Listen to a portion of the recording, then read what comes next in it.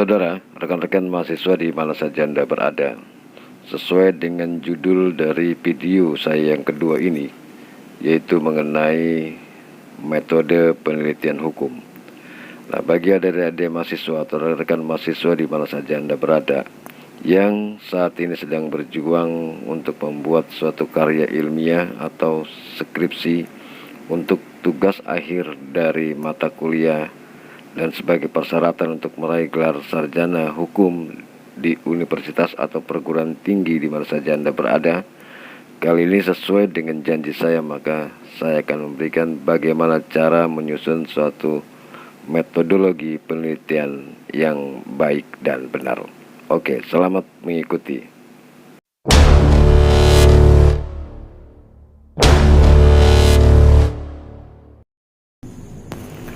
Saudara, rekan-rekan mahasiswa di mana saja Anda berada, metode penelitian merupakan hal yang sangat penting dalam suatu penelitian.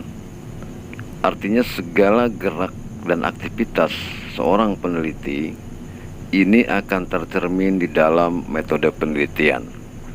Jadi, posisinya adalah menjelaskan seluruh rangkaian kegiatan yang akan dilakukan dalam rangka menjawab pokok permasalahan atau untuk membuktikan asumsi yang dikemukakan. Oleh karena itu, hendaknya dalam penentuan metode penelitian dilakukan dengan cara-cara yang benar.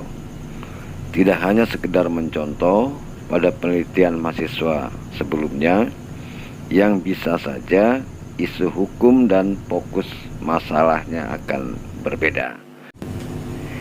Jadi, hal-hal yang perlu diperhatikan atau diuraikan dalam suatu metode penelitian, yang pertama adalah yang harus diuraikan yaitu jenis dan pendekatan penelitian. Kemudian yang kedua yaitu jenis dan sumber data. Dan ketiga adalah teknik pengumpulan dan pengolahan data. Kemudian yang terakhir adalah analisis data. Nah, itu beberapa hal pokok yang perlu diperhatikan dalam rangka menentukan metode suatu penelitian hukum untuk kepentingan penulisan karya ilmiah kita. Jadi, kalau didefinisikan, metode penelitian adalah suatu cara atau strategi yang menyeluruh untuk menemukan data yang diperlukan. Nah, strategi-strategi secara menyeluruh ini untuk menemukan suatu data, kemudian kita bisa menentukan metode dan jenis-jenis metode apa yang kita perlukan di dalam suatu penelitian yang dilakukan. Saudara, berikut ini adalah jenis metode penelitian dalam suatu penelitian karya ilmiah atau penelitian hukum. Ada beberapa jenis metode penelitian yang digunakan oleh para peneliti. Namun demikian, di sini saya akan sampaikan dua pilihan dalam menentukan jenis metode penelitian.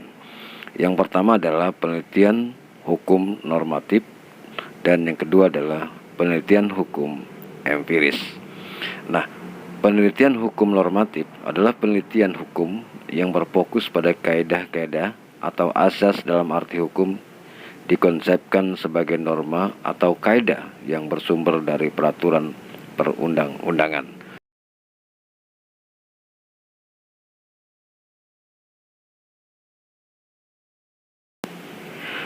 Kemudian bahan hukum dari penelitian hukum normatif yaitu adalah bahan hukum primer dan bahan hukum sekunder. Nah, bahan hukum primer di sini adalah berupa peraturan perundang-undangan, kemudian literatur atau kepustakaan, dan internet. Itu adalah bahan hukum dari bahan hukum primer. Kemudian untuk bahan hukum sekundernya, yaitu melalui wawancara, kemudian observasi dan studi dokumentasi. Itu adalah bahan-bahan hukum yang diperlukan untuk suatu penelitian hukum normatif. Jadi, kesimpulan dalam segmen hukum normatif ini adalah bahwa hukum normatif itu berfokus kepada penelitian suatu perundang-undangan atau peraturan-peraturan daerah yang menjadi objek dari sebuah penelitian.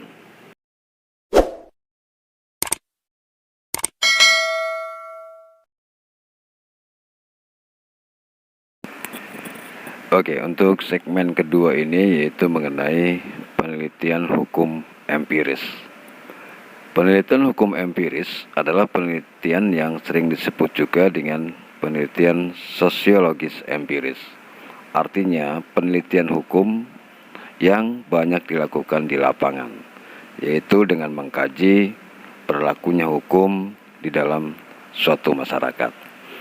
Jadi, penelitian hukum empiris itu sendiri secara sederhana diartikan juga sebagai penelitian yang mengkaji dan menganalisis tentang perilaku hukum individu atau masyarakat dalam kaitannya dengan hukum, dan sumber data yang digunakannya berasal dari data primer yang diperoleh langsung dari dalam masyarakat.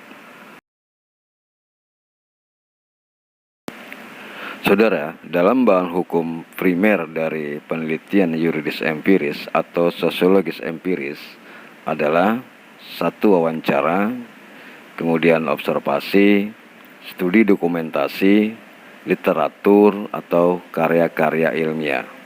Jadi bahan hukum primer dalam penelitian empiris itu kebalikan dari bahan hukum sekunder yang dimiliki oleh penelitian hukum normatif. Nah, kemudian untuk bahan hukum sekundernya dari penelitian empiris adalah pertama adalah perundang-undangan sebagai dasar dari berlakunya hukum yang ada di dalam masyarakat. Kemudian setelah itu kepustakaan dan internet yang diperoleh dari media sosial lainnya. Jadi penelitian hukum empiris dalam metodenya, dalam jenisnya adalah kebalikan dari hukum yuridis normatif.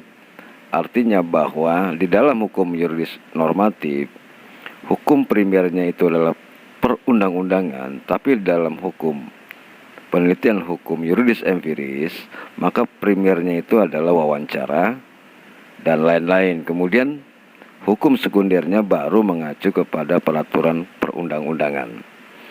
Jadi, intinya adalah bahwa penelitian hukum yuridis empiris adalah kebalikan dari penelitian hukum yuridis normatif. Saudara, penelitian hukum empiris dapat disimpulkan bahwa penelitian hukum empiris merupakan penelitian hukum yang dimaksudkan untuk mengkaji dan menganalisis bekerjanya hukum di dalam masyarakat yang termanifestasi ke dalam perilaku hukum masyarakat. Jadi, penelitian hukum empiris berupaya untuk melihat hukum dalam artian nyata dan meneliti bagaimana perilaku hukum masyarakat dan bagaimana bekerjanya hukum di dalam masyarakat. Saudara, jadi kesimpulan dari segmen saya kali ini mengenai metodologi penelitian hukum, yaitu jenis hukum yuridis normatif dan yuridis empiris, dapat disimpulkan bahwa penelitian hukum yuridis normatif ini mengacu kepada undang-undang atau perundang-undangan. Kemudian dengan hukum yuridis empiris ini mengacu kepada bekerjanya hukum di dalam suatu masyarakat. Saudara, hanya ini yang bisa saya sampaikan dalam pertemuan kita yang kedua ini, yaitu mengenai metode penelitian hukum. Mudah-mudahan materi ini bisa membawa manfaat bagi rekan-rekan semuanya, dan khususnya bagi diri saya pribadi. Kurang lebihnya saya mohon maaf. Saya akhiri, billahi taufiq wal hidayah. Wassalamualaikum warahmatullahi wabarakatuh.